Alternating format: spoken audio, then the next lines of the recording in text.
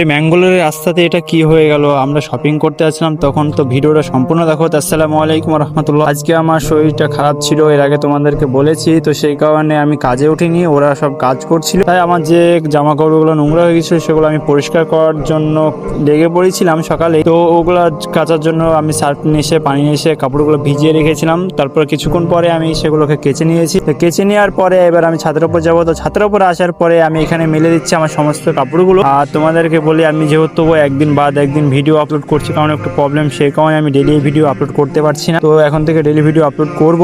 আর এই যে এইখানে সমস্যাটা, মানে একটা অ্যাক্সিডেন্ট হয়ে গেছে হাই রোডের মধ্যে, তো আমরা ওদিকে যাইনি যেহেতু ঝামেলা চলছিল। তারপর আমরা শপিং মলের ভেতরে আসি আর আমাদের কিছু জিনিস প্রয়োজন সেগুলো নেওয়ার জন্য। তো এখানে এসে আমরা দেখাদেখি করছিলাম যে কি কি নেওয়া যায়। তারপরে এখান থেকে আমরা একটা সার্ফের প্যাকেট নিয়েছিলাম আর তেল নিয়েছিলাম, আরও ইত্যাদি অনেক কিছু নিয়েছিলাম। তারপর ওখান থেকে চলে আসি আমরা কিছু খাওয়ার জন্য।